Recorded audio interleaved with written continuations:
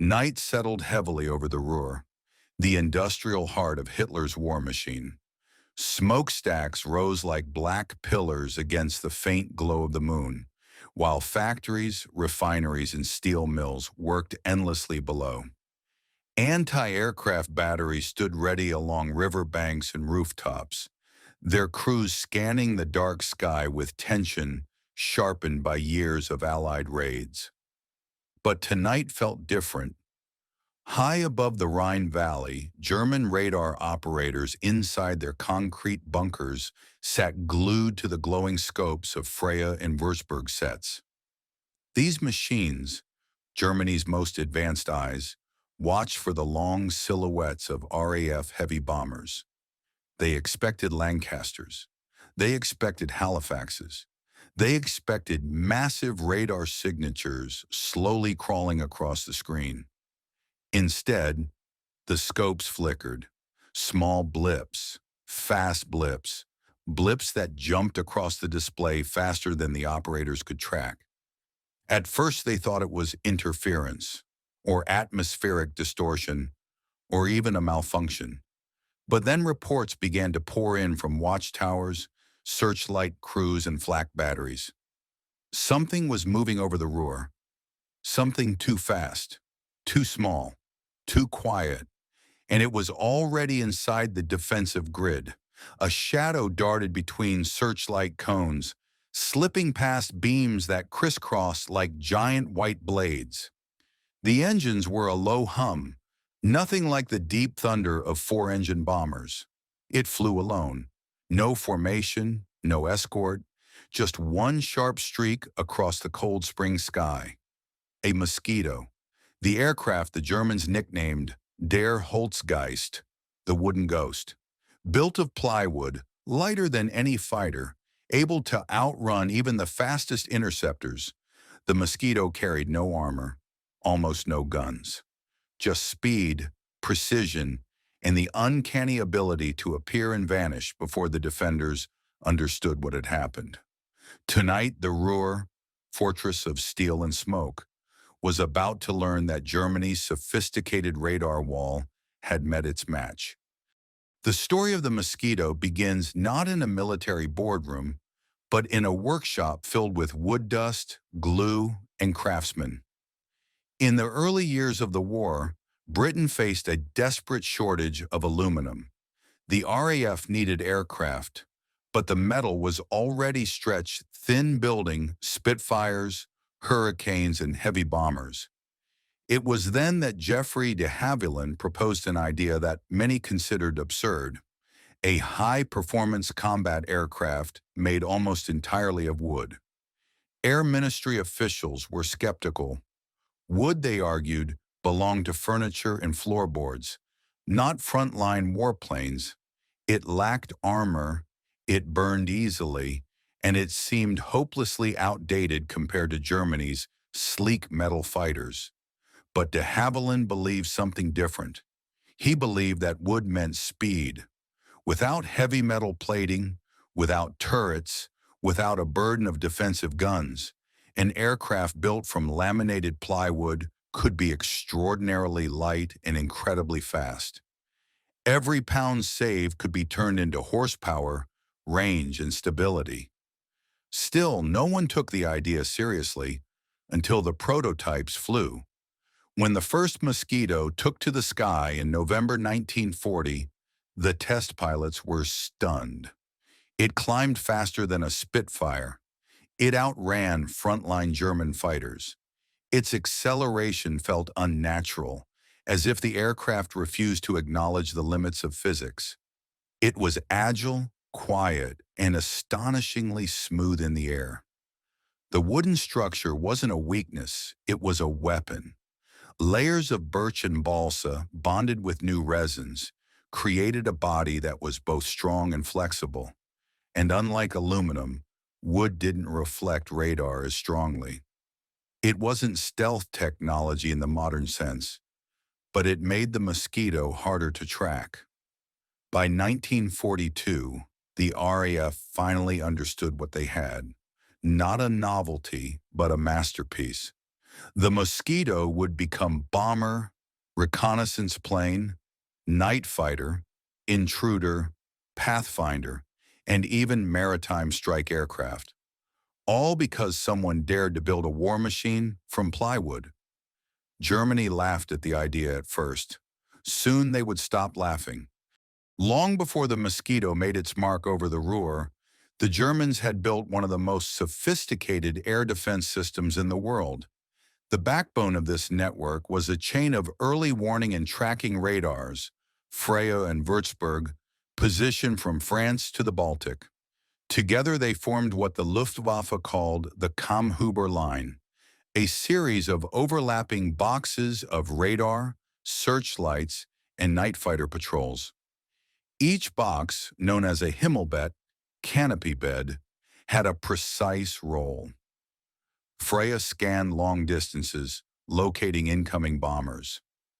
Würzburg locked onto individual aircraft for tracking. Searchlights fixed them in the sky.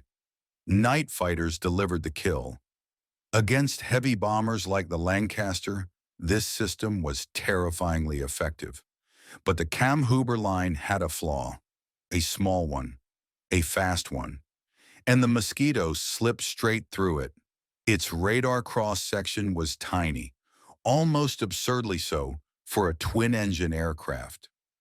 The wooden frame absorbed and scattered signals in ways no metal aircraft could. Freya operators often mistook Mosquitoes for weather anomalies or momentary glitches. When they did pick them up, the blips moved so quickly across the screen that by the time Würzburg tried to lock on, the aircraft was already gone. Night fighter pilots grew frustrated. Their Bf-110 and U-88s were slow to climb, slow to turn, and unable to match the Mosquito's blistering speed. Even when given perfect vectoring from ground control, they often arrived too late. The Mosquito exploited the growing gaps in the radar grid, slipping between boxes like a needle threading invisible seams. It arrived over the Ruhr before defenders even knew it was there. It marked targets for incoming bombers, photographed cities, destroyed radar stations, and even hunted German fighters, all while the most advanced detection system in Europe struggled to understand what it was seeing. A new war had begun, one fought not only with bombs and bullets, but with electricity, radio waves, and the limits of human reaction time. The Mosquito wasn't just fast, it was redefining the very nature of air warfare. Before the heavy bombers of RAF Bomber Command could strike the Ruhr, someone had to guide them. The region was a fortress of smoke, haze, river fog, and blackout conditions. Hitting precise targets, from steel plants to chemical factories, was nearly impossible without a guide. That guide was the Mosquito.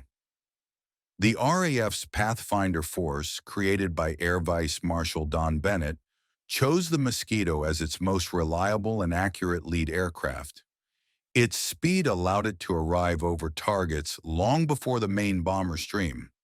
Its agility let it weave through searchlights and flak with a grace no heavy bomber could imagine. And its small radar signature made it almost impossible for German defenses to intercept. A typical Ruhr mission began hours before the main raid. While Lancasters and Halifaxes were still forming up over England, a squadron of Mosquitoes was already crossing the Dutch coastline at wavetop height, climbing sharply only when it reached target approach. Inside the cockpit, everything depended on timing and precision. The navigator used the latest radio beam systems, OBO and G, to pinpoint industrial complexes with staggering accuracy. Once in position, the Mosquito dropped target markers, flares and incendiary bombs that painted the sky with colored light. These burning markers served as beacons for the thousands of bombers still miles away.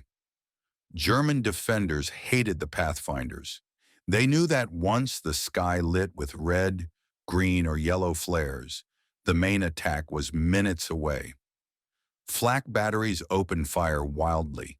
Searchlights swung desperately, trying to trap the tiny wooden intruder. But the Mosquito rarely stayed more than a few seconds. It dropped its markers and vanished. And sometimes the Mosquito didn't just mark targets, it returned. Circling high above the burning city, pathfinders corrected incoming bomber crews by radio. Left of the red markers, aim for the southern flare, overshoot corrected. The Mosquito was the conductor of the aerial orchestra, orchestrating chaos with absolute precision. With each successful mission, the legend grew. Before the bombers came the Mosquitoes, and wherever the Mosquitoes flew, German industry trembled. Across the coast of the Netherlands and deep into Germany, a chain of radar stations formed the backbone of the Reich's air defense. The Kammhuber Line. Each sector combined searchlights, flak, night fighters, and, critically, radar. The two primary systems were the Freya early warning radar and the Würzburg fire control radar. Together, they were designed to detect, track, and destroy incoming aircraft. But they had a problem. A very fast, very small wooden problem.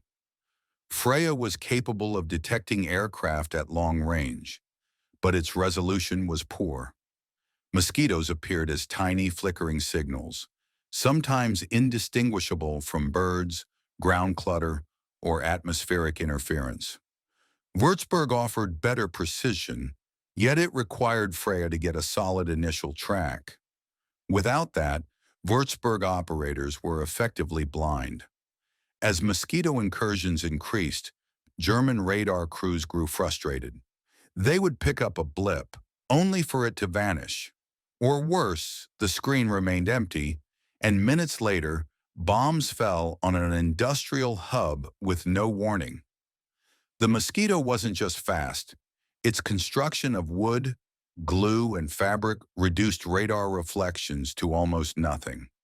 In an age dominated by metal aircraft, this made it the closest thing to a stealth bomber the world had seen. Night fighter controllers struggled to vector their Bf-110s and Ju-88s onto the intruders. The Mosquito's speed, often exceeding 380 miles per hour, meant that even if detected, interception was nearly impossible. Ground controllers joked bitterly that Mosquitoes appeared only when they wanted to be seen. The Kammhuber Line, once considered a triumph of engineering, now looked outdated and porous. The RAF's wooden aircraft were turning Germany's most sophisticated defensive network into an illusion of safety. Every night, Mosquitoes slipped through the radar fence, dropped their markers or bombs, and left before defenses even reacted. And each time, German commanders were forced to confront a grim truth. No matter how advanced their radar was, it could not reliably stop the Mosquito. By 1943, Germany's night fighter force, equipped with Bf-110s, Ju-88s, and advanced airborne radar, had become one of the most feared defensive arms of the Reich. These aircraft prowled the skies above the Ruhr, guided by ground controllers, waiting for British bombers to cross the border. Once a bomber stream was located, night fighters moved in for the kill, tearing through Lancasters and Halifaxes with 20mm and 30mm cannon fire. But then the Mosquitoes arrived. Originally used as fast bombers, Mosquitoes were soon assigned a new role: night intruders. Their mission was simple and devastating. They hunted the hunters. Flying at high speed and low altitude, they sliced into the night fighter airfields of Belgium, France, and Western Germany. Before takeoff, German night fighters were already under attack. Mosquitoes strafed runways, bombed fuel depots, and ambushed aircraft forming up for interception. Pilots who once felt untouchable now realized they were being stalked by an enemy they could barely see. In the air, the story was even worse for the Luftwaffe. German night fighters relied heavily on airborne radar to locate RAF bombers. But the moment a radar-equipped Bf-110 switched on its Liechtenstein set, its emissions became a beacon for Mosquito night fighters equipped with radar detectors. RAF crews raced toward the source, using the German signal as a homing beacon. For the Luftwaffe, it became a psychological nightmare. Turning on radar risked revealing their position. Turning it off meant blindness. Mosquito pilots soon developed a reputation for sudden, lethal attacks, appearing out of the darkness, firing a burst, and disappearing again. By late 1944, German night fighter commanders admitted that Mosquito intruders posed a greater threat than the bomber streams they were meant to shoot down. The hunter-killer dynamic had flipped. The predators of the night skies had become prey. And the legend of the Mosquito grew with every German aircraft that fell flaming from the darkness. By late 1943, the Luftwaffe understood that the Mosquito was not just another RAF aircraft. It was a strategic threat. Conventional defenses had failed. Night fighters couldn't catch it. Radar couldn't reliably see it. Anti-aircraft guns could barely track it. Desperation set in. German engineers attempted several countermeasures. Some were clever, some were bizarre. None worked. The first solution was radar jamming. New transmitters were designed to flood the air with interference. Blinding Mosquito navigation systems like Oboe and G. In theory, this should have forced the British to abandon precision raids. In reality, Mosquito crews adapted quickly, switching frequencies, using alternate systems, or navigating visually. Fog, cloud cover, and even darkness were manageable challenges for skilled pilots. Next came decoy fires. German crews lit controlled burns on hillsides, hoping mosquitoes would mistake them for target markers. But the Mosquito's navigation accuracy was so precise that these crude illusions fooled almost no one. More radical concepts followed. German scientists experimented with reflective coatings intended to boost radar returns from wooden airframes, hoping for clearer tracking. They even proposed deploying tethered balloons in the Ruhr corridor to force Mosquitoes to fly higher. Both plans were quietly abandoned. The first was ineffective, the second suicidal to friendly aircraft. Then came the most desperate measure, the wild sow free hunting tactic, using single-engine fighters to chase RAF aircraft visually. But Mosquitoes flew too fast for the Bf-10-9 or FW-190 at night, and many pilots died simply trying to take off in darkness or land in fog. Even propaganda was deployed. German broadcasts claimed that Mosquitoes were powered by poisoned fuel, magic engines, or alien technology, because no rational explanation seemed to fit. The truth was simpler. The Mosquito's combination of speed, altitude, stealth, and superb crews created a weapon Germany could not counter. By early 1944, the Luftwaffe's countermeasures program was effectively in ruins. Every new idea failed. Every experiment led nowhere. And the wooden ghost continued slipping through the Ruhr sky, untouchable, unstoppable, and feared. Long before a Mosquito dropped a bomb, its arrival struck fear into the Ruhr. Not because of noise, quite the opposite. The Mosquito was eerily quiet compared to the thunder of four-engine Lancasters. At night, many German civilians and soldiers described hearing only a faint hum, a whisper in the sky. And then explosions. No warning, no buildup, no chance to react. To the people of the Ruhr, the Mosquito became a symbol of inevitability. It came when it wanted. It left when it wanted. And nothing, radar, fighters, flak, could stop it. The psychological effect was enormous. Factory workers spoke of a superstition. If the Mosquito flies, something burns tonight. Flak crews resented the aircraft deeply. They were trained to track heavy bombers, not fast silhouettes flickering across the radar screen. Night fighter pilots dreaded the sudden, unexpected burst of cannon fire, evidence that a Mosquito had been stalking them unseen. German officers reported that industrial managers began altering work schedules out of fear of Mosquito raids. Lights were dimmed earlier, meetings were shortened, morale slid steadily downward. Even Goebbels' propaganda ministry felt compelled to respond. They claimed the Mosquito was made of Britain's last furniture supplies, or that its speed was exaggerated.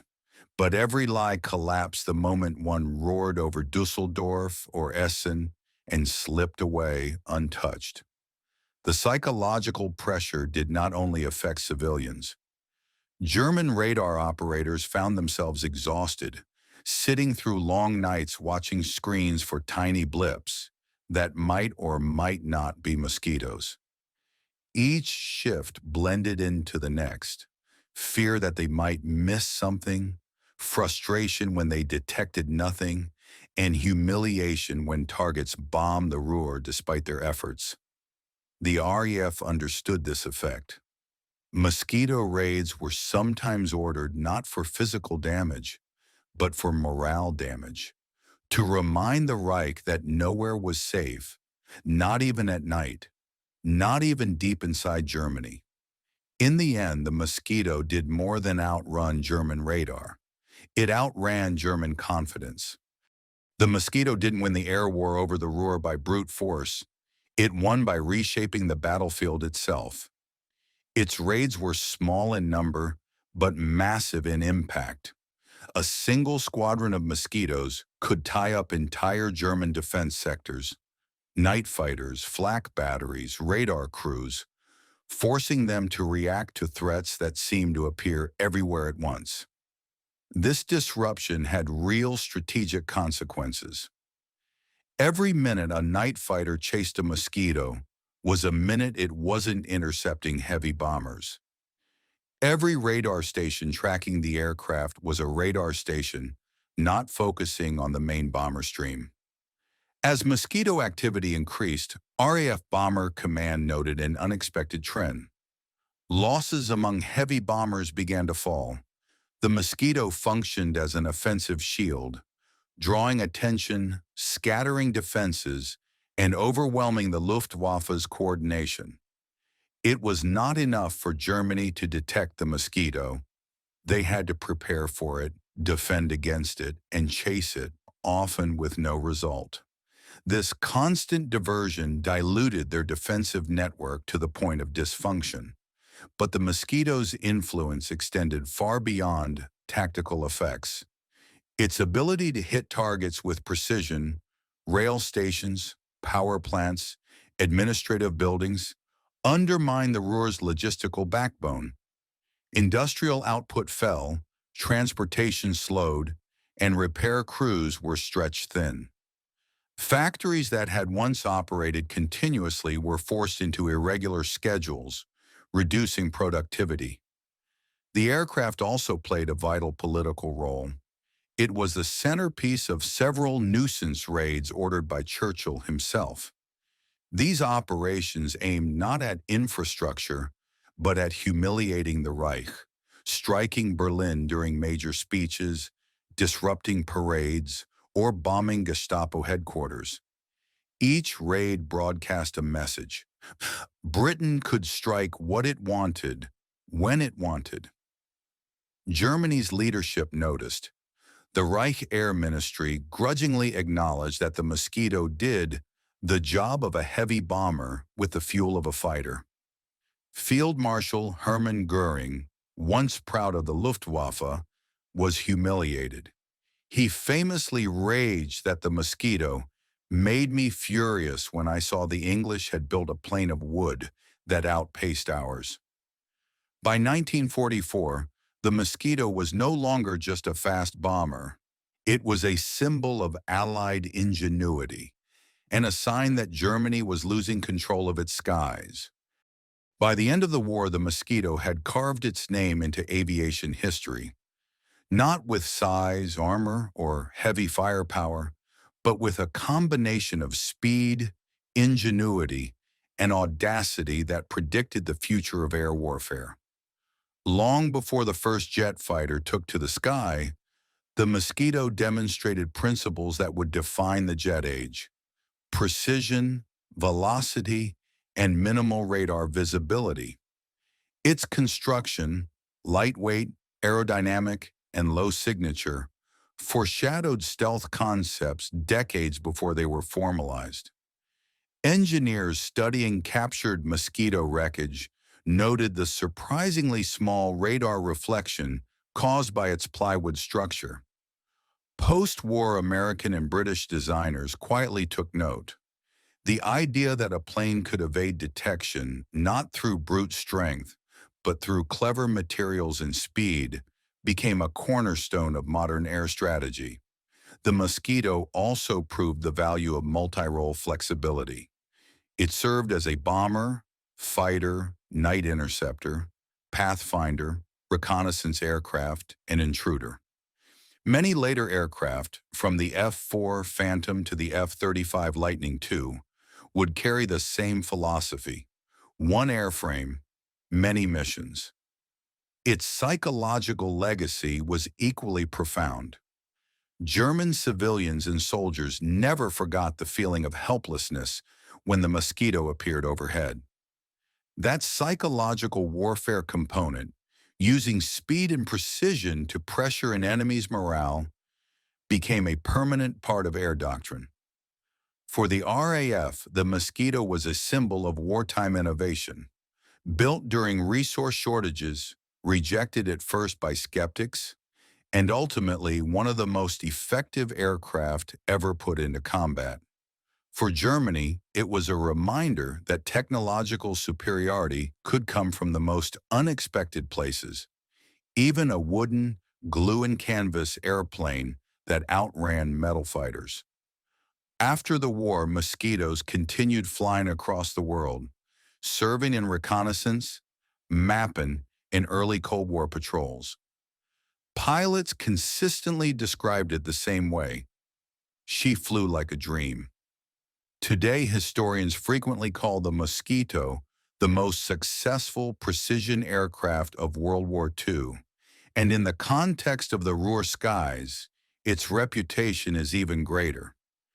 It wasn't just fast, it wasn't just stealthy, it reshaped the war. The wooden Phantom proved that the future belonged not to the biggest aircraft, but to the smartest.